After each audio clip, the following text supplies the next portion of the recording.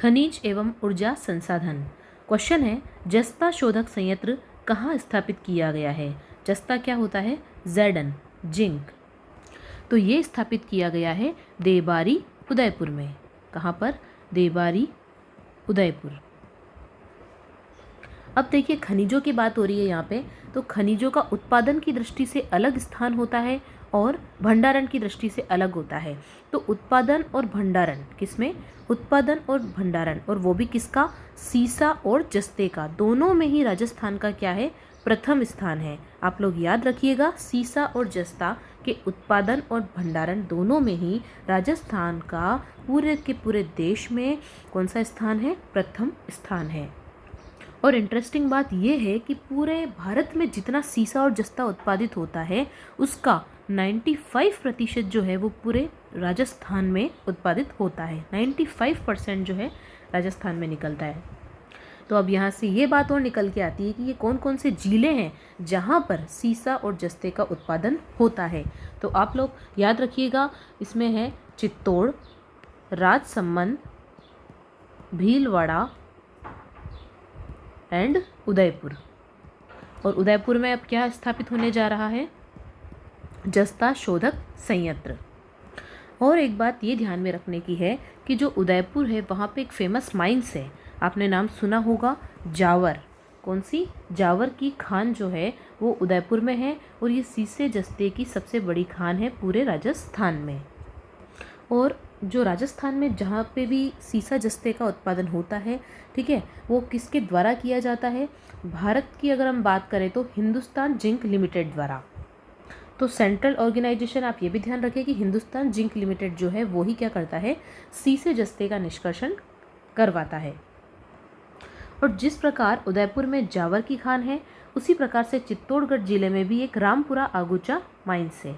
रामपुरा आगुचा, और ये माइंस कहाँ पर है? चित्तौड़ में। पूछा हुआ क्वेश्चन है अभी लेटेस्ट एग्जाम में जावर माइंस के बारे में कि यहाँ पर क्या उत्पादन किया जाता है। ठीक है, ऑप्शंस में था सीसा, जस्ता, या फिर चांदी, या फिर कॉपर, इस तरीके से ऑप्शन दिए हुए थे। तो वहाँ पर आपको सीसा जस्ते पर टिक करना था। चलिए, और बहुत से इंपॉर्टेंट फैक्ट है आगे अगले क्वेश्चन में हम देखते हैं। अगला क्वेश्चन है, सीसा जस्ता शोधक संयंत्र कहाँ स्थापित किया गया है? पिछले क्वेश्चन में हमने पढ़ा था ज़ेडन के बारे में ओनली। जस्ता शोधक संयंत्र कहाँ स्थापित किया गया था? तो उसका आंसर है उदयपुर, देबारी। जबकि सीसा और जस्ता शोधक संयंत्र एक साथ पूछ लिया जाए तो इसका आंसर क्या होगा? चित्तौड़गढ़। आपको आंसर टिक करना है इसमें, चित्तौड़गढ़, और चित्तौड़गढ़ में भी चंदेरिया। यहाँ पर सीसा जस्ता शोधक संयंत्र स्थापित किया गया है। अब आपको थोड़ा सा जनरल नॉलेज के लिए ये भी पता होना चाहिए कि जो सीसा है उसका उपयोग कहाँ किया जाता है। तो जो सीसा है उसका उपयोग लोहा इस्पात उद्योगों में किया जाता है। इसी प्रकार यदि जस्ते की बात करें तो जो लोहे की चीज़ें होती हैं उन्हें जंग रोधी बनाने के लिए, उनके ऊपर जंग ना लगे उसके लिए इसका यूज़ किया जाता है। जैसे कि आपने रेल की पटरियाँ देखी होगी, उसके अंदर जनरली इस जस्ते का उपयोग जो है वो किया जाता है ताकि वहाँ पर जंग लगने से पटरियाँ खराब ना हो। ठीक है, अब हम इसके अयस्क की बात कर लेते हैं कि जो सीसा होता है उसका अयस्क होता है गेलेना। कई बार देखिए एग्जाम में ऐसे क्वेश्चन पूछ लिए जाते हैं, तो एटलीस्ट आपको पता होना चाहिए जिसका उत्पादन राजस्थान में सबसे ज़्यादा होता है उन खनिजों के बारे में आपको थोड़ा सा पता होना चाहिए। तो जो सीसा है उसका अयस्क कौन सा है? गेलेना। हाँ जी, तो हम पढ़ रहे थे जो सीसा होता है उसका अयस्क होता है गेलेना। और इसी प्रकार से जो जस्ता है इसका प्रमुख अयस्क कौन सा होता है? स्फलेराइट। और बाकी सीसे जस्ते की जो खान है वो हमने पढ़ी ली थी, उदयपुर में जावर की खान और चित्तौड़गढ़ में कौन सी है? रामपुरा आगुचा की खान। याद रखिएगा, बहुत ही इंपॉर्टेंट है। चलिए आगे बढ़ते हैं। नेक्स्ट, देश के सबसे बड़े सोलर पार्क की स्थापना कहाँ की गई है? सोलर पार्क, बात यदि सोलर पार्क की आती है तो इसका आंसर आप लोग ध्यान में रखिएगा, जोधपुर में। देश के सबसे बड़े सोलर पार्क की स्थापना, अक्सर यहाँ पर लोग कंफ्यूज हो जाते हैं, और जब कंफ्यूज होते हैं तो वो एग्जाम में टिक करके आते हैं जैसलमेर। नहीं, इसका आंसर क्या हो जाएगा? जोधपुर। और जोधपुर में भी कौन सी जगह? याद रखिएगा, दैट इज भाडला। एक छोटा सा करेक्शन आप लोग यहाँ करना ठीक है, देश की जगह कर देना राज्य। कि सबसे बड़े सोलर पार्क की स्थापना कहाँ हुई? जोधपुर भाडला में। क्वेश्चन है, लौह अयस्क, मैंगनीज, सीसा, जस्ता, चांदी, तांबा आदि खनिज किस प्रकार के खनिज हैं? ठीक है, अब आपको ये पता होना चाहिए कि खनिज 3 प्रकार के होते हैं। कौन कौन से होते हैं? एक तो धात्विक होते हैं, एक होते हैं धात्विक, दूसरे होते हैं अधात्विक और तीसरे होते हैं ऊर्जा खनिज। तो इन तीनों में से आपको बताना है कि ये जो खनिज आपको दिखाई दे रहे हैं ये कौन से वाले हैं। तो ये हो जाएंगे धात्विक खनिज। तो यहाँ पे थोड़ा सा आप लोग डिफरेंस समझ लीजिए कि धात्विक खनिजों में हमें प्राप्त होती है धातु, अधात्विक खनिजों से क्या प्राप्त होती है? हमें अधातु। और ऊर्जा खनिजों से ऐसे खनिज प्राप्त होते हैं जिनसे क्या प्राप्त की जाती है? ऊर्जा। ठीक है, ऊर्जा में जैसे कि आप मान लीजिए जैसे कि कोयला हो गया, पेट्रोलियम हो गया, ठीक है, ये सभी क्या होते हैं? ऊर्जा खनिज। और इन सभी की जो उपयोगिता है वो अभी पूरे विश्व को पता चल रही है। श्रीलंका में जिस तरह का क्राइसिस चल रहा है, ठीक है, वहाँ पे पेट्रोल डीजल इनके दाम इतने बढ़े हुए हैं कि आम जनता जो है वो इन्हें खरीद ही नहीं पा रही है। इवन ऐसा बोला जा रहा है कि जो डीजल है वो वहाँ पर ख़त्म हो चुका है। क्यों? क्योंकि वहाँ के जो करेंसी है वो अब कागज़ का रूप ले लिया है। तो काफ़ी सारा जो लोन है वो श्रीलंका के ऊपर हो चुका है। अब इसके पास पैसे नहीं रहे। अब देखते हैं क्या होता है। तो थोड़ा सा अधातु के बारे में भी देख लीजिए कौन कौन से ऐसे खनिज होते हैं। तो जब भी आपसे अधातु के बारे में पूछा जाए, अधात्विक खनिजों के बारे में पूछा जाए, तो आपको ये थोड़ा सा पता होना चाहिए कि कौन कौन से जो खनिज हैं वो अधात्विक होते हैं। तो इसके अंदर आप लोग याद रखिए, ये होते हैं जैसे कि ग्रेनाइट हो गया, चूना पत्थर हो गया, बलुआ पत्थर हो गया, अभ्रक हो गया, संगमरमर, ये सभी किस में आते हैं? अधातु में। ठीक है, और लवण, पोटाश, ये सभी।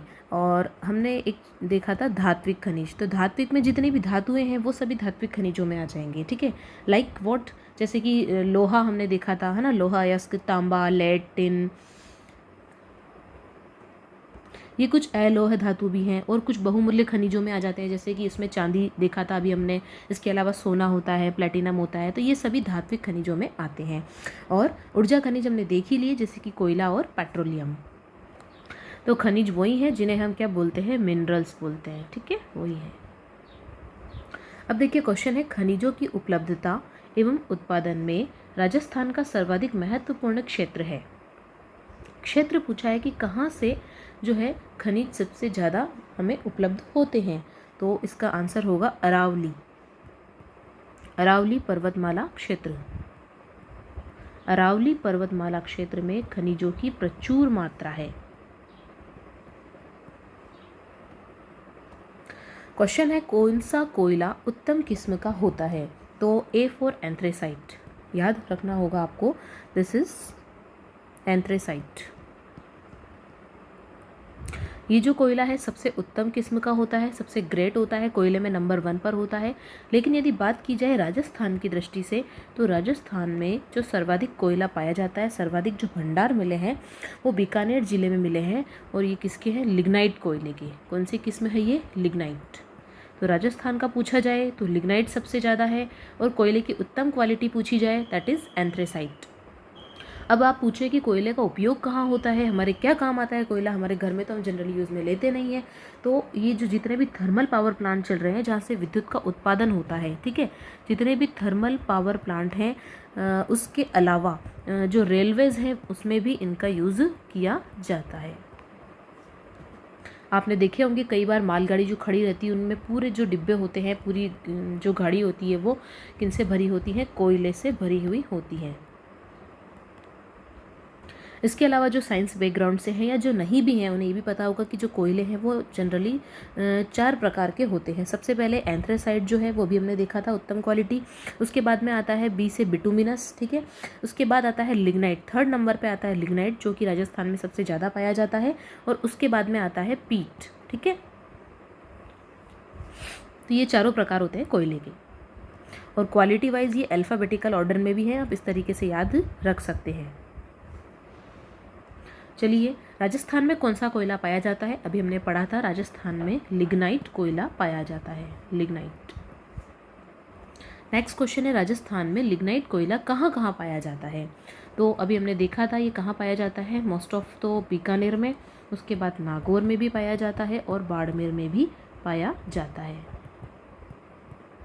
और बीकानेर में पूछ ले तो बरसिंह सर, ठीक है,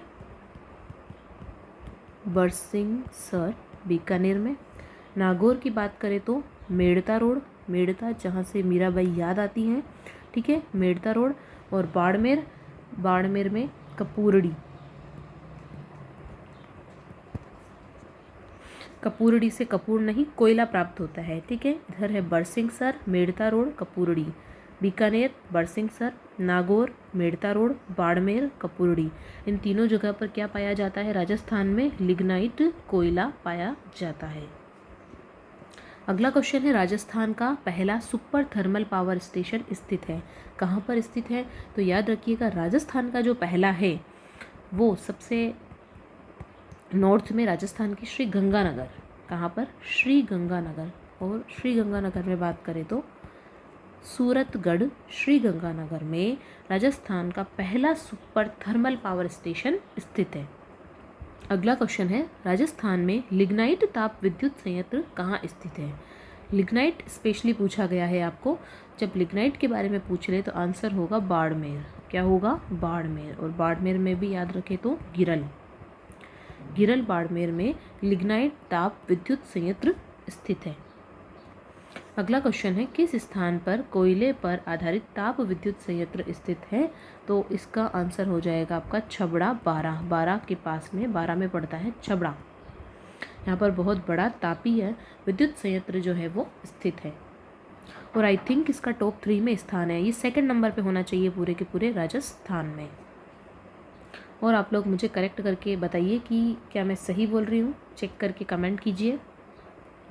अगला क्वेश्चन है किस बेसिन में खनिज तेल पाया जाता है। देखिए खनिज तेल की यहाँ पर बात हो रही है, तो जो खनिज तेल है वो एक तो जैसलमेर बेसिन में पाया जाता है, दूसरा बीकानेर नागौर बेसिन में, और तीसरा जो आप सोच रहे हैं बिल्कुल वही है बाड़मेर साचूर बेसिन। ये तीनों बेसिन है जहाँ पर क्या पाया जाता है, खनिज तेल पाया जाता है। तो आपको यहाँ पर ये भी पता होना चाहिए कि जो राजस्थान है, राजस्थान बेसिन है, उसे 4 संभावित पेट्रोफेरिस जो होता है बेसिन में इसको विभाजित किया गया है, ठीक है। पेट्रिलोफेरस बेसिन एक्चुअली इसे बोलते हैं। तो 3 तो हम देख चुके हैं, एक तो है जैसलमेर बेसिन, एक है बीकानेर नागौर बेसिन, एक है बाड़मेर साचौर बेसिन, और चौथा कौन सा बच रहा है यहाँ पर, आई थिंक ये है विंध्य बेसिन, ठीक है, विंध्य बेसिन, ये है 4th नंबर पर। और यहाँ पर जो है खनिज तेल नहीं पाया जाता है, बाकी तीनों बेसिन के अंदर क्या पाया जाता है, खनिज तेल पाया जाता है। नेक्स्ट क्वेश्चन है गोटारू, कमलीताल, तनोट, मनिहारी टीबा, रामगढ़, राजेश्वरी, डाडेवाला आदि स्थानों से किस प्रकार के भंडार प्राप्त हुए हैं। तो ध्यान रखिएगा आप लोग प्राकृतिक गैस। तो देखिए जो राजस्थान है उसमें कई प्रकार के जो है खनिज पाए जा रहे हैं, बहुत ज़्यादा प्रचुर मात्रा में, देश में टॉप में भी रहता है जो अपना राजस्थान है। तो इससे इसीलिए इसे खनिजों का अजायब घर भी कहते हैं। जो राजस्थान है उसे खनिजों का अजायब घर की संज्ञा भी दी गई है, क्योंकि यहाँ पर कई प्रकार के जो है खनिज पाए जाते हैं। तो यहाँ पर एक चीज़ और याद रखने लायक है कि राजस्थान में जो पहला गैस का भंडार कहाँ पर प्राप्त हुआ है वो आपको ध्यान होना चाहिए। ये जिला है जैसलमेर। जैसलमेर में गैस का पहला भंडार जो है वो पाया गया था, और वो भी कब, 2006 में, 2006। क्वेश्चन है सादेवाला जैसलमेर, बागेवाला बीकानेर, ऐश्वर्या मंगला बाड़मेर का संबंध किससे है। तो आपको पता चल गया होगा मंगला बाड़मेर से कि ये जो है खनिज तेल की बात हो रही है। किसकी बात हो रही है, खनिज तेल की। तो इसका इन सभी का संबंध किससे है, खनिज तेल से है। और अब राजस्थान को जो है कई सारी आय, 1000 करोड़ रुपए में जो है इनसे आय होने लगी है। राजस्थान में प्राकृतिक गैस आधारित विद्युत ग्रह, बात हो रही है यहाँ पर नेचुरल गैस की, उसके ऊपर आधारित जो विद्युत ग्रह है, पावर प्लांट की बात हो रही है। तो इसमें आ जाता है जैसलमेर, बारा और धौलपुर। नाम सुना होगा आपने अंताबारा का, ठीक है। जैसलमेर में रामगढ़ का। तो ये जो है प्राकृतिक गैस आधारित विद्युत ग्रह हैं। राजस्थान में खनिज संसाधन। चलिए कुछ और इम्पोर्टेंट क्वेश्चन जो कि खनिज से रिलेटेड है उसकी बात कर लेते हैं। देखिए आपने जामर कोटड़ा का नाम सुना होगा, नहीं सुना हो तो सुन लीजिए कान खोल करके कि जो जामर कोटड़ा रॉक फॉस्फेट की एक खदान है। क्या है? जामर कोटड़ा रॉक फॉस्फेट खदानें जो हैं ये कहाँ स्थित है? आपको ये पता होना चाहिए कि ये स्थित है उदयपुर में। खान व भूविज्ञान निदेशालय ये कहाँ स्थित है? इसका भी सेम ही आंसर है, ये भी उदयपुर में ही जो है स्थित है। अब बात करते हैं येलो स्टोन की, किसकी? पीले पत्थर की।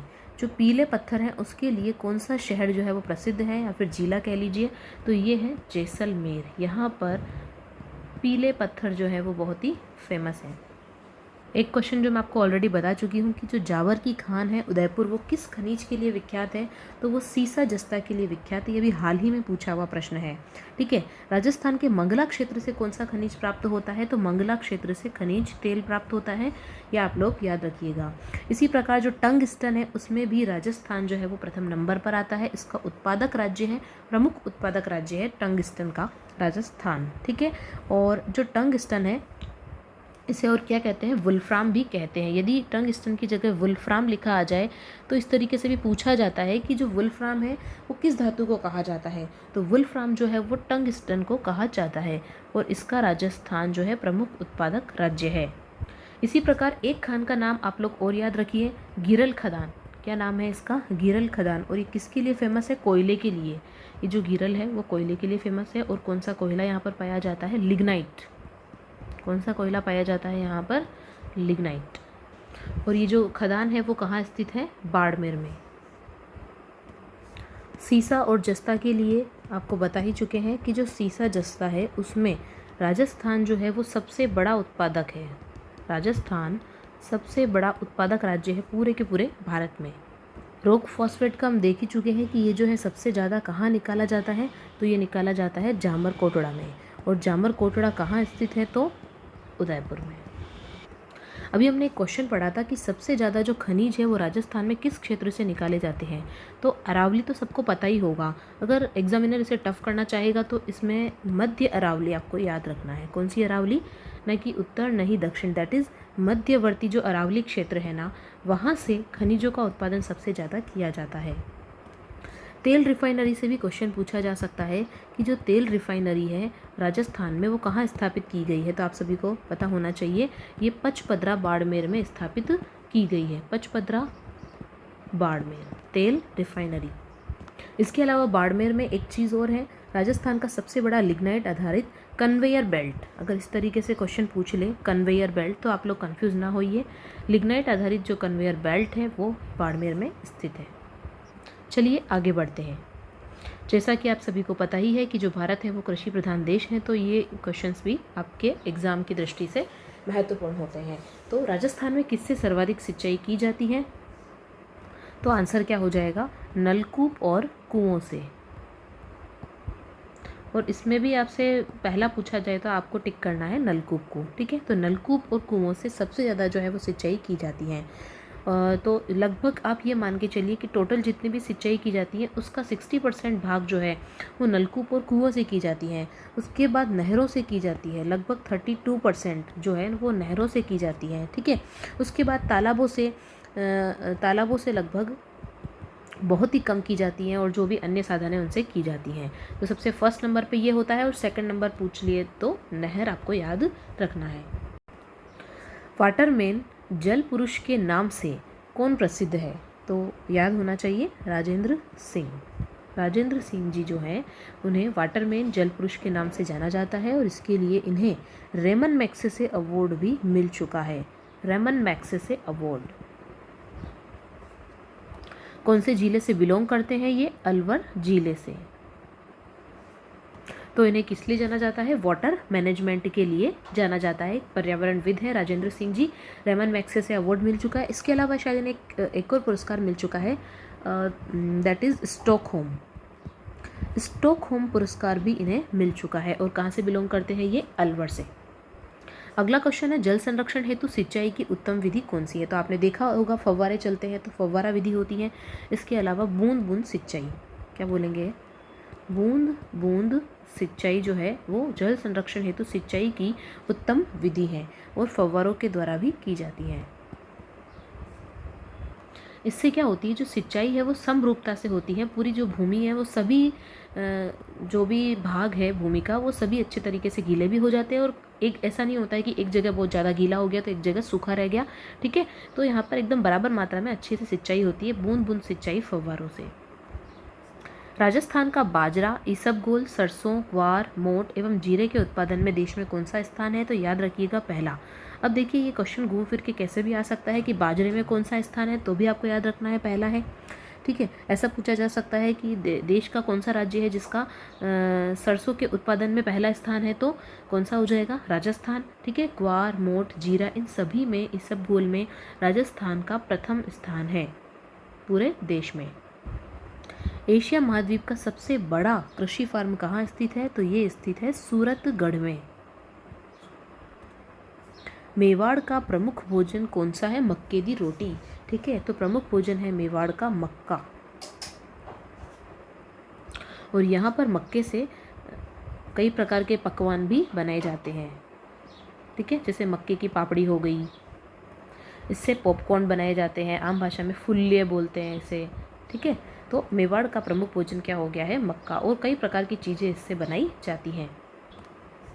कपास, गन्ना, तंबाकू, तिलहन आदि किस प्रकार की फसलें हैं?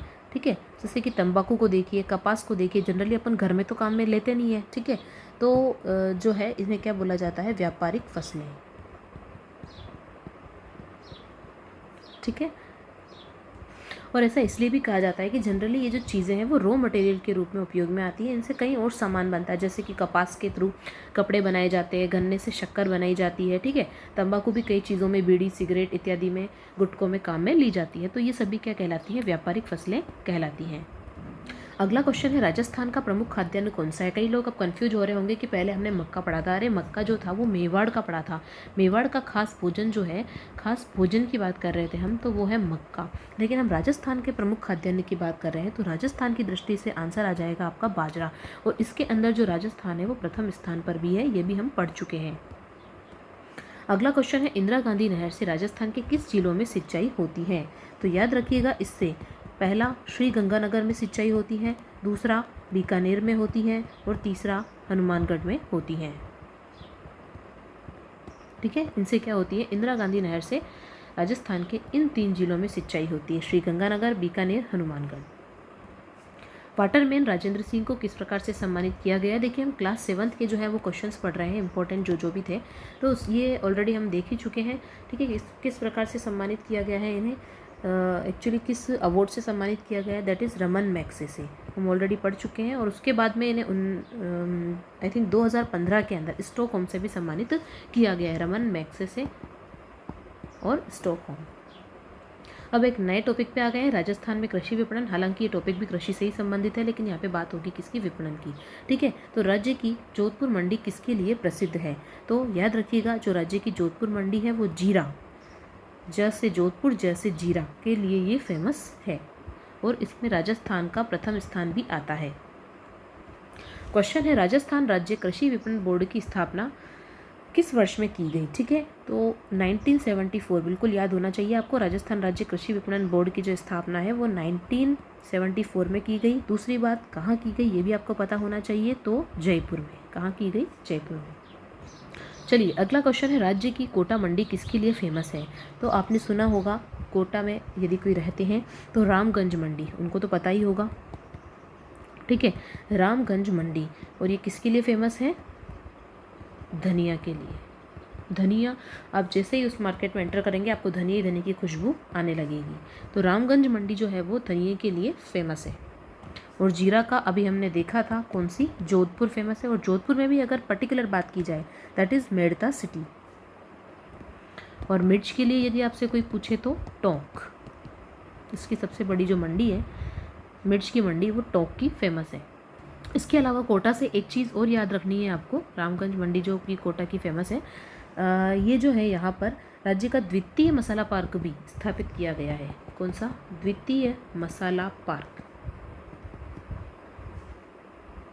और जो पहला है, जो हम जोधपुर की बात कर रहे थे, वहीं पर स्थापित किया गया है, ओसियां जोधपुर में।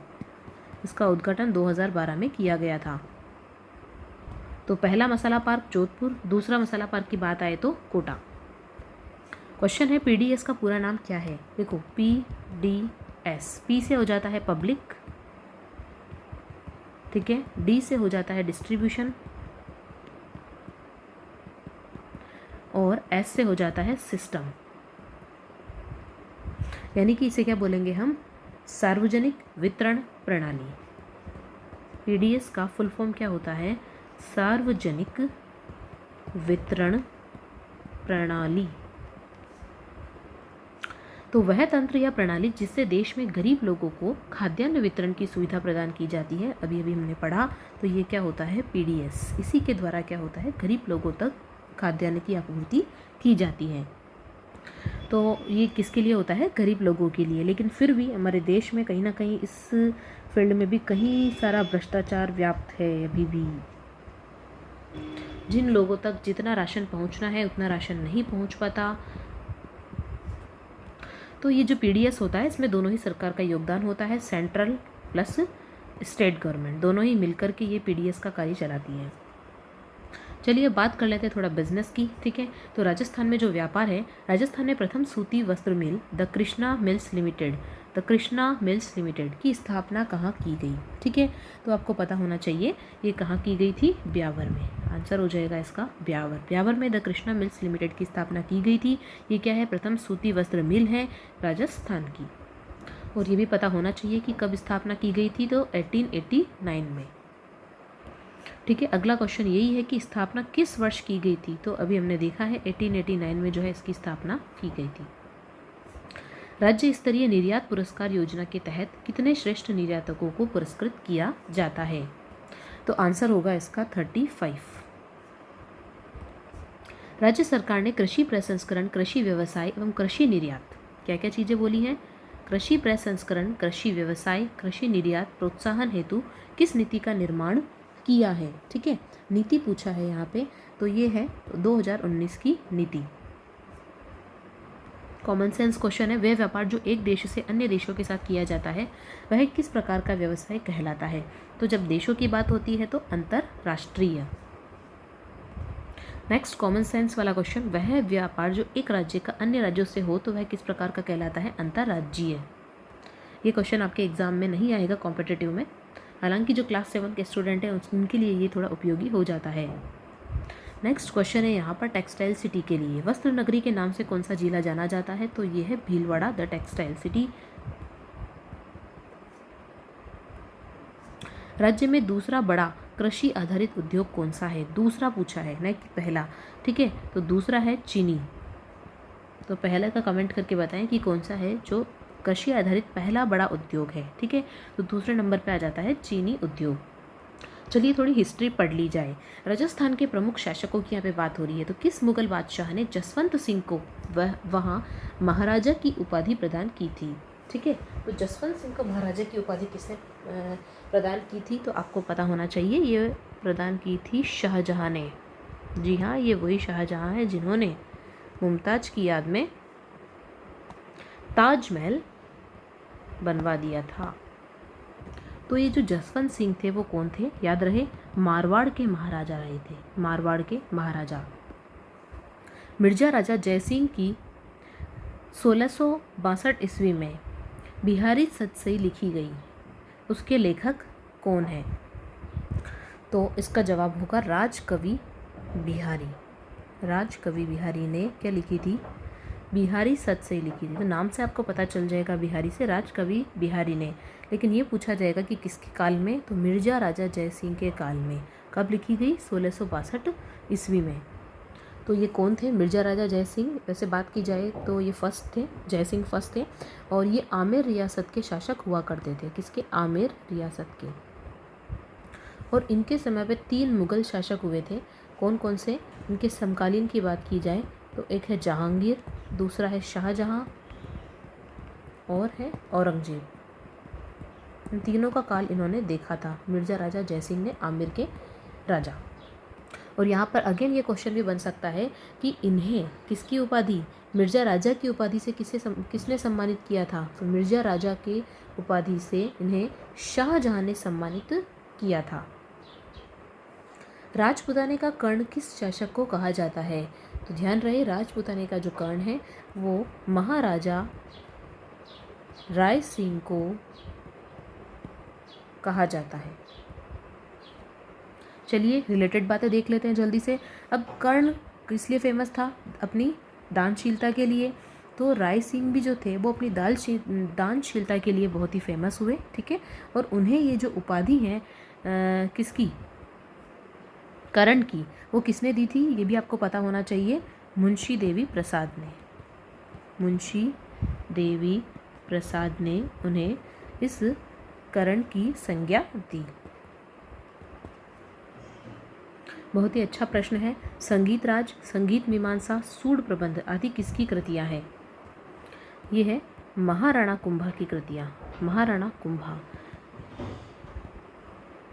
कौन थे ये? कौन नहीं जानता है इन्हें? मेवाड़ के राजा थे, ठीक है। और 1433 से 68 तक का इनका जो है कार्यकाल रहा था। इसमें कोई दो राय नहीं है कि इन्होंने राजपूती परचम को लहराया था। और इनका जो राजवंश की बात करें तो कौन सा आता है? ये सिसोदिया। और ये किस लिए फेमस है? याद रखिए, इन्हें चित्तौड़ दुर्ग का आधुनिक निर्माता भी कहा जाता है।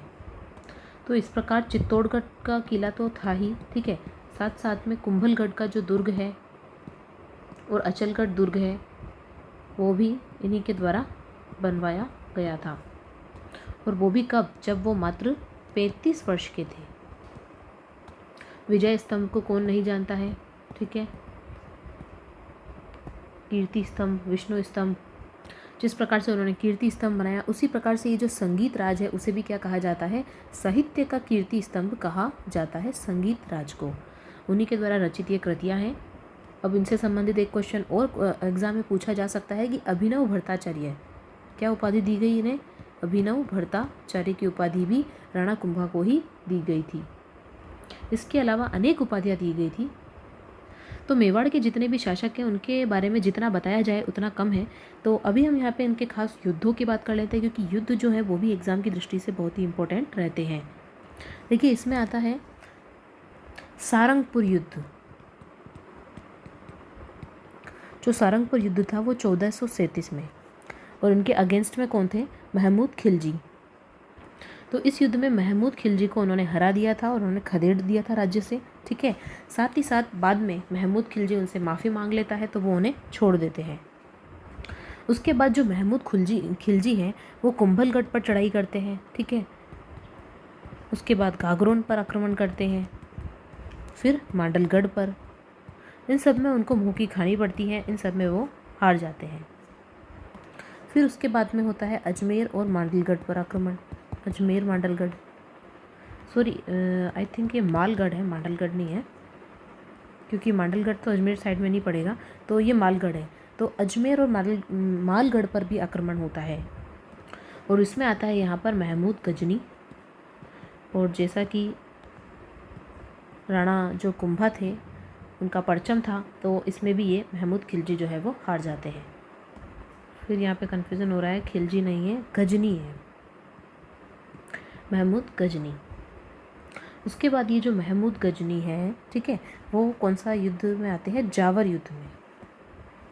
और वापस अगेन इनको यहाँ पर मुँह की खानी पड़ती है। देखिए उसके बाद में होता है नागौर का युद्ध। इसमें भी इन्हीं की जीत होती है, मतलब जीत का सिलसिला चालू ही रहता है। कई सारे युद्ध जो है इन्होंने जीते। हम यहाँ पर बात कर रहे हैं राणा कुंभा की, ठीक है।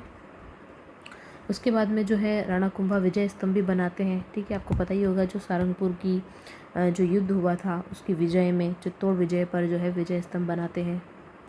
इनके अलावा और भी कई सारे युद्ध होते हैं, जैसे गुजरात मालवा के शासकों के साथ में युद्ध होते हैं। इन सभी को वो पूरी तरीके से हरा देते हैं। क्वेश्चन है किस शासक का शासनकाल मारवाड़ का शौर्य युग कहा जाता है? तो ये है मालदेव। राजा मालदेव के शासनकाल को मारवाड़ का शौर्य युग कहा जाता है। अगला क्वेश्चन है, प्रसिद्ध ग्रंथ पृथ्वीराज रासो की रचना किस कवि द्वारा की गई? तो ये हम क्लास 6 में भी पढ़ चुके हैं। क्लास 6 के जो क्वेश्चन थे दैट इज चंद बरदाई, जो इनके खास मित्र भी थे और मृत्यु तक इनके साथ में रहते हैं, पृथ्वीराज के साथ में। फारसी इतिहासकारों ने हशमत वाला शासक किस शासक को कहा गया है? तो ये भी याद रखना है, मालदेव को ही कहा है। क्वेश्चन है, पृथ्वीराज चौहान की माता का नाम क्या था? इतने वीर जो शासक हैं ऑब्वियसली उनके माता पिता का नाम तो याद होना ही चाहिए, दैट इज कर्पूर देवी। कर्पूर देवी जो है वो पृथ्वीराज चौहान की माता का नाम है। महाराणा कुंभा की बात आ रही है, तो किस वर्ष मेवाड़ के राज्य सिंहासन पर बैठे थे? तो ये बैठे थे 1433 ईस्वी में। बिल्कुल आपको पता होना चाहिए, जो भी इम्पोर्टेंट राजा हैं, जो शासक हुए हैं, महाराणा हुए हैं, राणा हुए हैं, 1433 ईस्वी में ये मेवाड़ के राज्य सिंहासन पर बैठे थे। गीत गोविंद किसकी कृति है? ये है जयदेव की, जयदेव। देखिए राजस्थान के बहुत ही इम्पोर्टेंट दुर्ग हैं, इनसे कई क्वेश्चन भी आते हैं। अचलगढ़ दुर्ग, बसंती का दुर्ग, भूमठ दुर्ग, मचान का दुर्ग आदि दुर्गों का जो निर्माण है वो किसने करवाया था? तो दुर्गों का जो निर्माण है वो किसने करवाया था? राणा कुंभा ने करवाया था। महाराणा कुंभा इन्हें बोलते हैं। महाराणा कुंभा ने इन दुर्गों का निर्माण करवाया था। रणछोड़ भट्ट द्वारा किस भाषा में राज प्रशस्ति को 25 शिलाओं पर खुदवाया गया? ठीक है, तो भाषा पूछिए यहाँ पे, तो भाषा है संस्कृत, संस्कृत भाषा में। देश का सबसे बड़ा शिलालेख जो है वो कहाँ पर है? तो ये है राजसमंद झील पर, राजसमंद झील पर है देश का सबसे बड़ा शिलालेख है, कांकरोली में। जय सिंह को सवाई की उपाधि किसने प्रदान की थी? तो ये है औरंगजेब। औरंगजेब ने जय सिंह को सवाई की उपाधि प्रदान की थी, तो इन्हें बोलते हैं ना सवाई जय सिंह। पृथ्वीराज चौहान को कितनी भाषाओं का ज्ञान था? तो इन्हें था पूरी 6 भाषाओं का ज्ञान। जयानक, वागीश्वर, जनार्दन, चंद बरदाई, पृथ्वी भट्ट जैसे लेखक व कवि किन के दरबार की शोभा बढ़ाते थे? तो इनका नाम तो आपने जरूर सुना होगा, जयानक का, चंद बरदाई का, ठीक है, वागीश्वर, पृथ्वी भट्ट। तो अंडरस्टूड है ये पृथ्वीराज चौहान। और कब से कब तक? 1177 से 1192। वेरी इंपॉर्टेंट क्वेश्चन, किसके काल को मेवाड़ के इतिहास का स्वर्ण युग कहा जाता है? स्वर्ण युग जो है वो महाराणा कुंभा के काल को कहा जाता है। महाराणा कुंभा